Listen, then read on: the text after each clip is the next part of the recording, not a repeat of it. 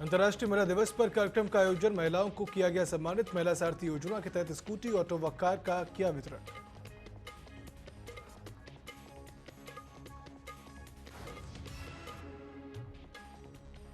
Tower side owners union के सदस्यों ने आक्रोश जताते हुए चंबा में किया प्रदर्शन। मांगों पर कार्रवाई न होने पर सभी टावरों को बंद करने की दी चेतावनी।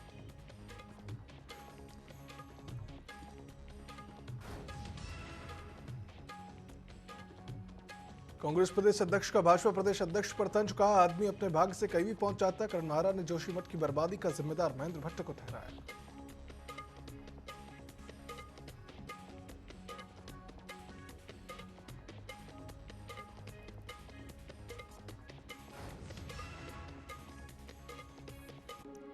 केंद्रीय मंत्री अजय टम्टा ने नवनिर्वाचित पदाधिकारियों को दिलाई शपथ। Uttarakhand state primary teachers association के 2 दिवसीय अधिवेशन का समापन।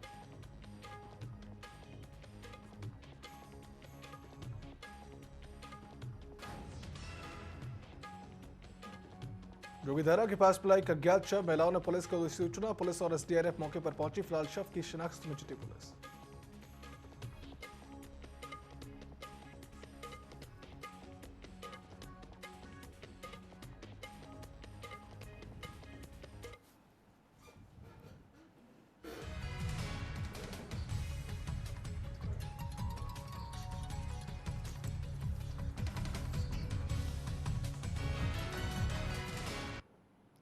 नमस्कार, स्वागत है आप सभी का न्यूज अपडेट के इस बुलेटिन में। मेरा नाम है सिद्धांत त्रिपाठी। रुक करते सीधा उत्तराखंड की खबरों की ओर, जहां मुख्यमंत्री धामी अपने तय कार्यक्रम के तहत काशी पर पहुंच गए हैं, जहां उनका भव्य स्वागत भी किया गया। मुख्यमंत्री धामी ने कहा कि यह सिर्फ एक सरकारी दौरा नहीं, बल्कि मेरे अपने परिवार से मिलने का एक पल है। काशीपुर के लिए द्रोणा सागर और गिरिताल को नया रूप देने, सड़कों को चमकाने और पुराने जीजीआईसी को नगर निगम के हवाले कर वहां कैंपस बनाने जैसी बड़ी घोषणाएं की गई हैं। वहीं इस भव्य आयोजन के दौरान प्रशासन भी वहां पर मुस्तैद नजर आया।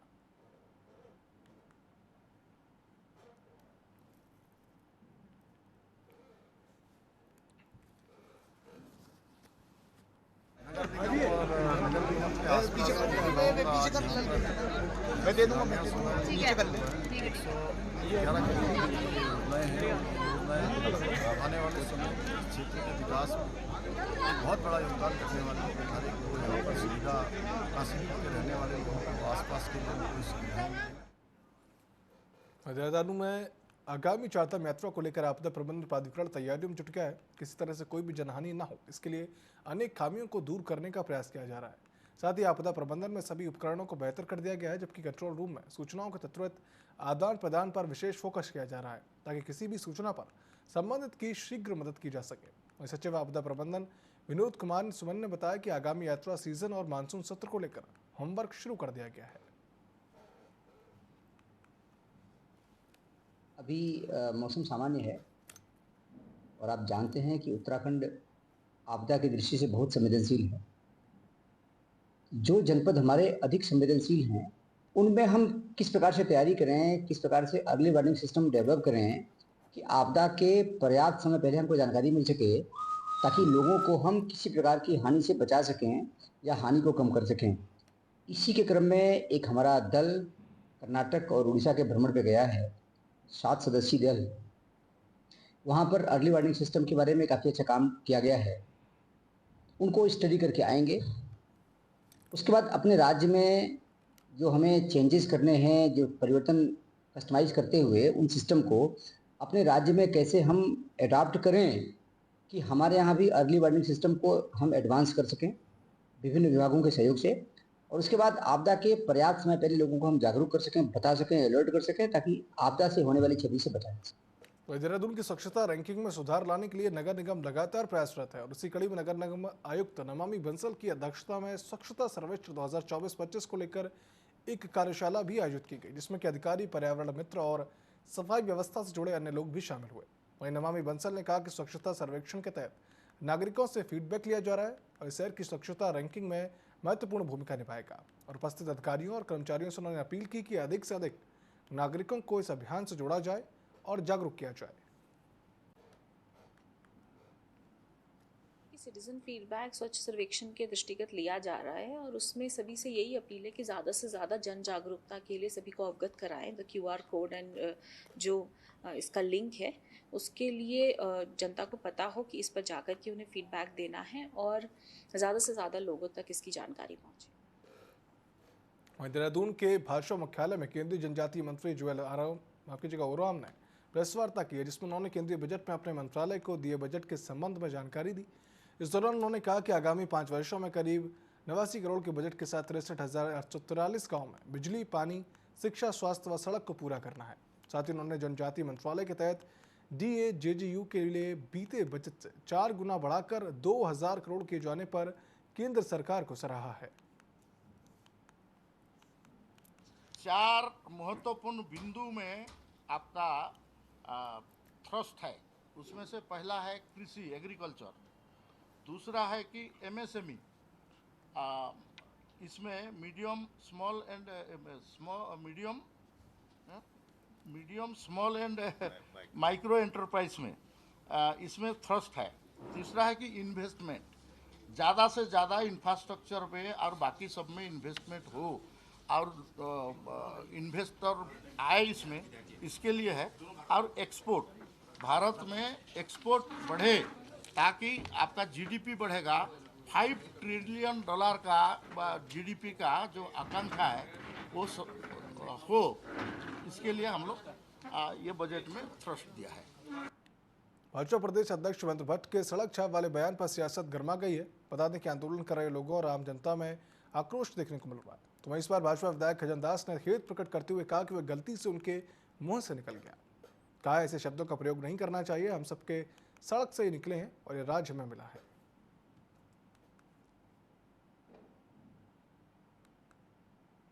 ये शब्द त्रुटि बस निकल गया है, ऐसे शब्द का प्रयोग नहीं होना चाहिए। मैं उसके लिए खेद व्यक्त करता हूं कि ये शब्द जो निकला है वो ठीक नहीं है। हम लोग सभी सड़क से ही निकले हैं, चाहे राज्य आंदोलन किया है, तो इसलिए माननीय अध्यक्ष जी से त्रुटि बस निकल गया होगा, तो इसके लिए मैं क्षमा चाहता हूँ। तो देहरादून और रुद्रपुर साइबर थाने में बीते वर्ष 100 से अधिक FIR दर्ज की गई, जिसको लेकर साइबर थाना देहरादून के CO अंकुश मिश्रा ने यह बताया कि साइबर प्रकरणों में त्वरित कार्रवाई करते हुए अब तक आमजन के 28 करोड़ रुपयों को बचाया गया। इसके साथ ही उन्होंने बताया कि इसमें गिरफ्तारी भी की गई और वैधानिक कार्रवाई भी की गई है, जिसमें कि ऐसे अपराधियों की संख्या 100 से भी ज्यादा है। साइबर क्राइम में जो सबसे अहम होता है वो जागरूकता होती है, जिसमें लगातार पुलिस जो है अलग अलग माध्यम से, अलग अलग पोर्टल्स के, अलग अलग पेजेस के माध्यम से अवेयरनेस कर रही है। अगर हम आंकड़ों की बात करेंगे, साइबर क्राइम हर 6 महीने में नए नए प्रकार के अपराध सामने आते हैं, नए नए प्रकार से वो लोग इनोवेट करते हैं। तो पिछले साल जो हमारा साइबर थाना है, साइबर थाना देहरादून हो गया और साइबर थाना हमारा रुद्रपुर हो गया, 2 थाने जो हैं साइबर के, उसमें हमारे यहाँ लगभग 100 से लेके 120 FIR दर्ज हुई, क्योंकि हमारे यहाँ पे 20 लाख के ऊपर के जितने प्रकरण होते हैं उनकी FIR हमारे यहाँ रजिस्टर होती है। और जो हमें कंप्लेंट्स प्राप्त हुई, जिसमें भारत सरकार का जो हेल्पलाइन है 1930, तो उस पर हमने लगभग उत्तराखंड के लगभग 28 करोड़ रुपए हमने यहाँ के नागरिकों के बचाए हैं। तो उसमें साथ में हमने अरेस्टिंग और कई लोगों को लीगल जो नोटिस जो हैं वो भी तामील कराई। तो उसमें लगभग 110 से 120 लोग हैं जो अपराधी थे, जिनके खिलाफ हमने वैधानिक कार्रवाई अमल में लाए। तो गिरफ्तारी और नोटिस जो है लगभग 110 से 120 हैं। मनी सेव जो है लगभग 28 करोड़ रुपए हैं और FIR जो रजिस्ट्रेशन है वो हमारे यहाँ लगभग 120 के आसपास जो हमारे मुकदमे हैं जो हैं हमारे दोनों साइबर थानों में पंजीकृत हुए थे। वहीं देहरादून में विद्युत आपूर्ति को और अधिक प्रभावशाली व आधुनिक बनाने की दिशा में उत्तराखंड पावर कॉर्पोरेशन लिमिटेड ने एक बड़ा कदम उठाया, जिसके तहत प्रदेश में RTDS प्रणाली की स्थापना तेजी से की जा रही है, जिससे कि उप संस्थानों की रियल टाइम मॉनिटरिंग संभव हो सकेगी। आपको बता दें, ये प्रणाली उन उप संस्थानों पर लागू की जा रही है जो कि 25,000 से कम जनसंख्या वाले क्षेत्रों में स्थित है। वहीं UPCL के प्रबंध निदेशक ने बताया कि RTDS प्रणाली से विद्युत आपूर्ति व्यवस्था अधिक प्रभावी, विश्वसनीय और पारदर्शी बन रही है। इसका उद्देश्य उपभोक्ताओं को निर्बाध बिजली आपूर्ति देना और शिकायतों का त्वरित समाधान करना है।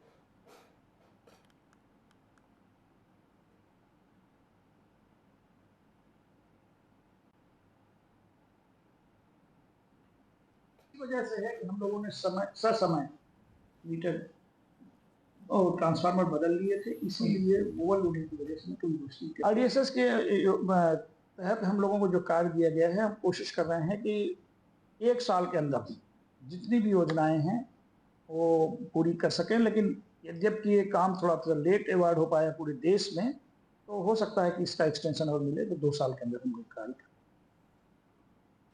घनसाली विधानसभा क्षेत्र में स्थानीय विधायक शक्तिलाल शाह की अध्यक्षता और जिला अधिकारी मयूर दीक्षित की उपस्थिति में विकास कार्यों के संबंध में एक समीक्षा बैठक का आयोजन किया गया।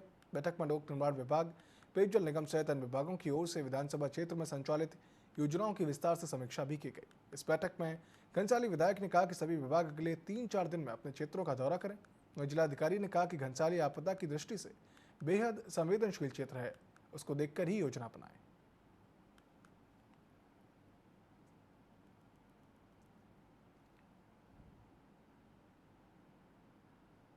अधिकारियों से मैंने समीक्षा मांगा उनसे अब तक के क्या काम आपने प्रभावित गांव के लिए किए, वो सारा डाटा मैंने लिया। जो अभी रह गए उनके लिए मैंने स्पष्ट निर्देश कर दिए कि आप जून से पहले और जो रह गया उसको जिला प्लान में एस्टिमेट बनाकर भेजें, ताकि जो काम हमारे आधा अधूरे उनको हम पूरा करवा सकें। संबंध में विभिन्न विभागों के द्वारा जो कार्य किए गए उसकी समीक्षा की गई और जो कार्य अवशेष हैं जो आने वाले मानसून से पहले किए जाने उसके बारे में सभी विभागों को डायरेक्शंस दिए गए हैं और अगले 2 महीने में उनको कहा गया कि समस्त कार्य पूर्ण कर लें, जो कार्य शेष है उनको भी पूर्ण कर लें। उसके बाद स्थलीय निरीक्षण भी किया जाएगा और ये चेक किया जाएगा कि आने वाले आपदा से पहले समस्त तैयारियां कर ली।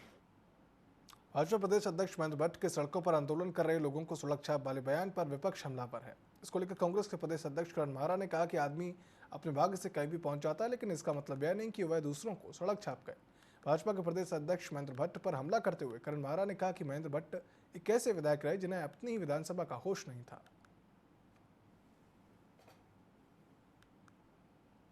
अपने भाग्य से किसी भी पद पर पहुंच जाता है तो इसका ये मतलब नहीं कि दूसरों को सड़क छाप गए।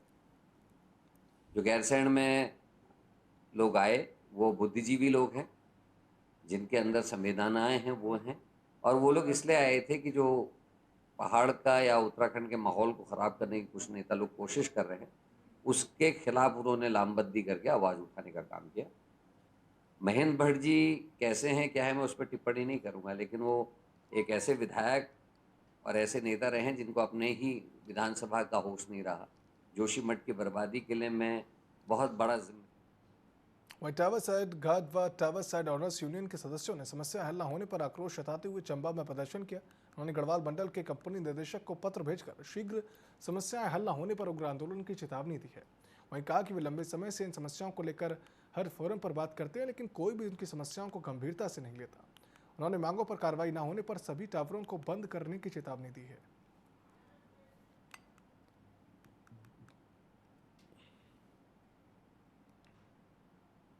हमारे इंडस टावर वाले जो है 6 महीने साल भर में जो है हमेशा यही धमकी देते हैं कि हम तुम्हें हटा रहे हैं और हट जाओ। आप लोगों ने ये साइट जो है ज़बरदस्ती कैप्चर कर रखी है और उसके बावजूद जो है हमें जो है मात्र जो है ये 3,000 रुपये सैलरी देते हैं और 24 घंटे की इसमें ड्यूटी है। कार्डों को हटाने का काम कर रही है, उनकी जो सैलरी है उसको बंद कर रही है। तो बताओ इस कंपनी में, इंडस टावर कंपनी में जहाँ पे एयरटेल आइडिया वोडा के टावर लगे हैं, बरसों से लोग नौकरी कर रहे हैं और इस उम्र में कहाँ जाएंगे वो? सबसे पहले मेरा ये है। और एक तो 3,000 रुपये की सैलरी देते हैं। 3,000 रुपये की सैलरी में कौन सा गार्ड या कौन सा कर्मचारी नौकरी कर पाएगा? ये सीधा श्रम एक्ट के तहत का इसका उल्लंघन किया जा रहा है। हमारी मांग इसलिए है कि भाई हमें श्रम एक्ट के तहत वेतनमान दिया जाए। लोहाघाट में श्रेष्ठ प्राइमरी टीचर्स एसोसिएशन के 7वें त्रैमासिक अधिवेशन व शैक्षिक उन्नयन गोष्ठी का समापन हो गया है, जिसमें कि गोविंद सिंह बोरा छठी बार जिला अध्यक्ष चुने गए और सभी 21 पदाधिकारी निर्विरोध निर्वाचित भी हो गए।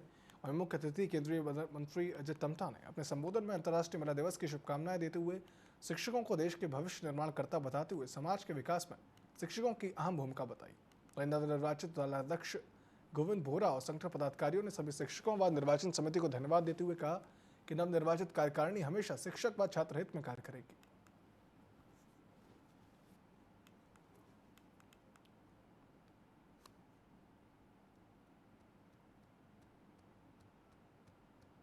हमारा मुख्य उद्देश्य सम्मेलन करने का जो मुख्य उद्देश्य है वो ये है कि बच्चों की शिक्षा को हम और जो है आधुनिक कैसे बना सकते हैं, क्योंकि अगर हम अपने प्राथमिक में पढ़ने वाले गरीब बच्चों को अच्छी शिक्षा मुहैया नहीं करेंगे तो कल के दिन उनके आने वाले समय में उनके भविष्य पर इसका दुष्प्रभाव पड़ता है। तो हम इस सम्मेलन के माध्यम से सभी शिक्षकों का आह्वान करते हैं कि अच्छी से अच्छी शिक्षा बच्चों को दी। ये त्रिवार्षिक अधिवेशन के कार्यक्रम में आने का अवसर हुआ है। बहुत सारे शिक्षक भी मिले, मैं सभी उन सबको बधाई देता हूँ जो नवनिर्वाचित हमारे यहाँ के अध्यक्ष और 6ठी बार हमारे गोविंद सिंह जी हमारे अध्यक्ष बने हैं, उनको और उनकी पूरी टीम को बहुत बधाई है, बहुत शुभकामनाएं हैं। और ये जो एसोसिएशन है ये बहुत उज्ज्वल काम करती है हमारे शिक्षार्थी बच्चों के लिए और शिक्षकों के लिए काम कर रही है। मैं बहुत शुभकामनाएं। तो चमोली जिले के देवाल क्षेत्र स्थित लाटू धाम बांध में चल रही रामकथा के 7वें दिन प्रदेश की पहली महिला कथावाचिका राधिका जोशी केदार खंडी ने भक्तों को राजा दशरथ के स्वर्गलोक गमन की कथा सुनाई, जिससे कि सभी भक्त भाव विभोर हो गए। कथा से पहले ज्योतिर्ग्रामीणों ने ज्योतिर्मठ के जगत गुरु शंकराचार्य स्वामी मुक्तेश्वरानंद महाराज के लिए धर्मशाला निर्माण के लिए भूमि पूजन भी किया और मठ की ओर से 108 दाम्पत्यों का पूजन भी किया गया। इसके साथ ही ग्राम सभा ने भूमिदान का संकल्प भी लिया।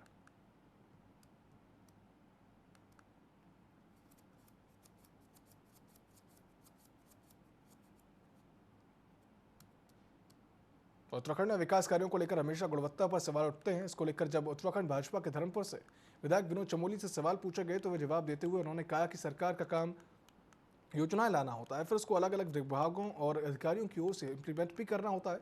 इससे आपसी सामंजस्य और तालमेल वाली कोई बात नहीं है। विकास के कार्यों की गुणवत्ता जांचने का काम एडमिनिस्ट्रेशन का है और अक्सर विकास के ऐसे कार्यों में भ्रष्टाचार होता ही है। जो अधिकारी और कर्मचारी इसमें शामिल होते हैं उनके खिलाफ प्रशासनिक कार्रवाई होनी ही चाहिए।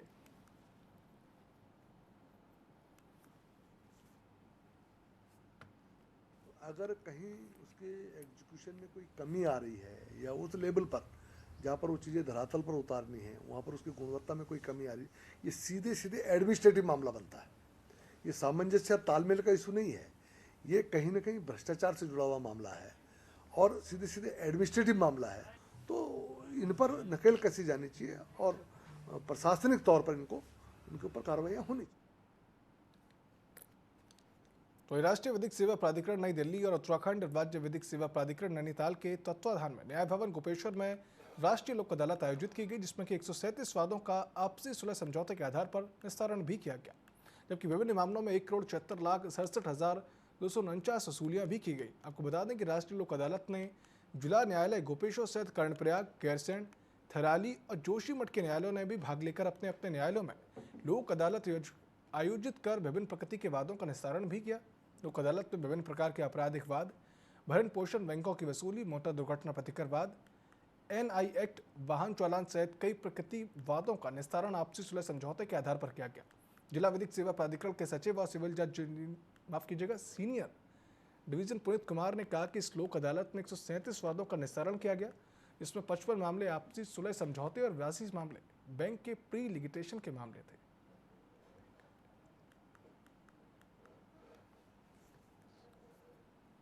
गैरसैंण का प्रकरण था जिसमें लड़की गैरसैंण की थी और लड़का पौड़ी में था जो कि आर्मी में सेवारत था। दोनों के मध्य पारिवारिक कलेश चल रहा था और न्यायालय में विगत 2 वर्षों से मुकदमा लंबित था। न्यायालय के द्वारा दोनों पक्षकारों की काउंसलिंग की गई और आपसी सुलह समझौतों के आधार पर दोनों के मध्य जो विवाद चल रहे थे उनका समापन हुआ और लड़का लड़की साथ रहने के लिए राजी हुए और मुकदमे का निस्तारण किया गया। जनपद चमोली में राष्ट्रीय लोक अदालत का आयोजन किया गया, जिसमें जनपद चमोली में जो भी बेंच यहाँ बनी थी उसमें 137 मामलों का निस्तारण किया गया। इसमें से 55 केसेस जो है वो विभिन्न कोर्टों में जो पेंडिंग थे सुलह समझौते के आधार पर निस्तारित किए गए और 82 केस बैंकों के जो प्री लिटिगेशन के केस होते हैं ये निस्तारित किए गए। अल्मोड़ा जिले में 3 दिवसीय होली महोत्सव की शुरुआत की गई। महोत्सव का उद्घाटन केंद्रीय सड़क परिवहन राज्य मंत्री अजय टम्टा ने किया। महोत्सव के पहले दिन महिला होलियारों की टीम गांधी पार्क से नंदा देवी होते हुए मल्ला महल तक सांस्कृतिक यात्रा निकाल चुकी है और पारंपरिक होली गायन की प्रस्तुति भी की गई। 3 दिनों तक चलने वाले इस उत्सव में महिलाओं ने सामूहिक होली गायन भी किया। वहीं केंद्रीय राज्य मंत्री अजय टम्टा ने सभी को होली की शुभकामनाएं भी दी हैं।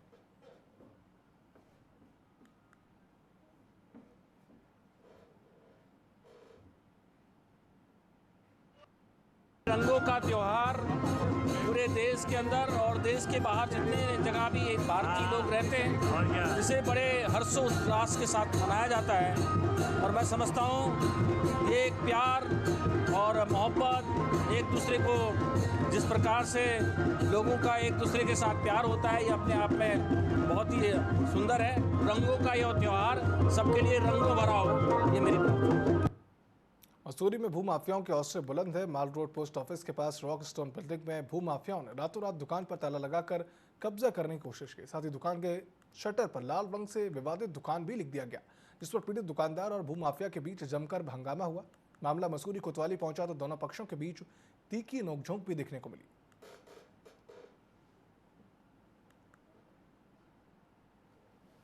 हमारे व्यापारी के साथ करेगा और हमारे व्यापारी का उत्पीड़न करने की कोशिश करेगा, तो वो आपके माध्यम से वो भी समझ जाएं कि व्यापारियों का उत्पीड़न नहीं होने दिया जाएगा। उसके लिए पुरजोर लड़ाई लड़ी जाएगी। और वो लोग भी जो भूमाफिया अगर ये सोच रहे हों कि वो अवैध कब्जा करके और हमारे व्यापारियों को डरा के काम करेंगे, तो वो भी सतर्क हो जाएं। जबरदस्ती इन्होंने ताला मारा, फिर हमने 112 को कॉल किया। उन्होंने कहा इस ताले को तुरंत हटाइए आप। हमने उसी समय उनके सामने ये ताला हटाया, अपना कब्जा बना के रखा। और रोज हमारी दुकान खुलती है और रोज दुकान बंद होती है, और जबरदस्ती आकर के दुकान हमारी बंद कराई इन्होंने। हमारा आपके माध्यम से शासन प्रशासन तक निवेदन है, आवाज़ पहुंचाना चाहते हैं कि मसूरी की शांतवादियों को शांत रहना दिया जाए। और यहाँ पर जिस तरीके से ये गुंडा एलिमेंट को, माफिया राज को बढ़ावा दिया जा रहा है, इसको तत्काल रोकना चाहिए। कानूनी कार्रवाई करते हुए जो इस प्रकरण में जो लोग गुंडागिर्दी कर रहे हैं, उनको तत्काल उनके खिलाफ कानूनी कार्रवाई होनी चाहिए। तो जोशीमठ के जोगी दरा के पास एक अज्ञात शव मिलने से क्षेत्र में सनसनी फैल गई। सुबह घास लेने गई महिलाओं ने शव देखकर पुलिस को सूचना दी, जिस पर पुलिस और एसडीआरएफ मौके पर पहुंची। एसडीआरएफ ने 150 मीटर खाई से लाश को सड़क पर पहुंचाया। सड़ी गली हालत के कारण शव की शिनाख्त अभी नहीं हो पाई है।